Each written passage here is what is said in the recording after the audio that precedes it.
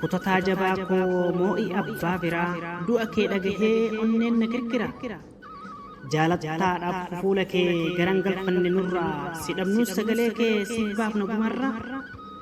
biiftuu barraa qabaatu balaqqeessa ganamaa hamilee qabsoo keenyaa falmataa mirga namaa atoo jibban beektu jaalala maleessaa akkamiin kophaa kee boolla galtee teessa maaloon jirra nutiis moo'ina dhageessaa gumaa gootottanii baasuuf dhalootaa tokko qopheessa urgooftuu urgaa lammii ati oromoof dibataa du'aan gargar baanullee eenyu si dagata gadheen dukkana uffattee dhiira gaaduun ajjeefti lugna badduudha ishee goota immoo ofseeti jarri nu gaaduu bartee qaroo keenya jaamsitee qaaliiwwan keenya ajjeeftee boolla itti saamsitee shiraaf dabaan beektu moo'ii abbaa araaraa wa'ee keetiif biyyi iyyee boo'ee man karaaraa dhugaa fiiguu malee hin boqonne ciiftee eega erga deemtee qubatti nu dhiiftee nu keessatti ijaarratee siidaa qabsoo jabaataa akkamiin si dagannaa lakki nutti jabaata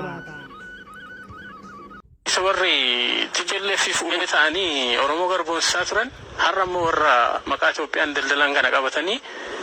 akka amma argaa jirru kana Oromoo garboonsaa jiru jechuudha. Naannee saba kanatti kan qabsoon isaas akka karaa bubbulu kan godhe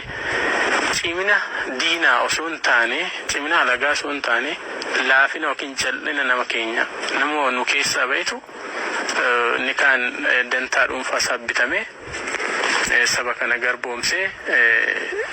gameessa gaafa xiiqii kutataa gaafa maraa hayyicha furtuu sabaa onnataa onnee qaraa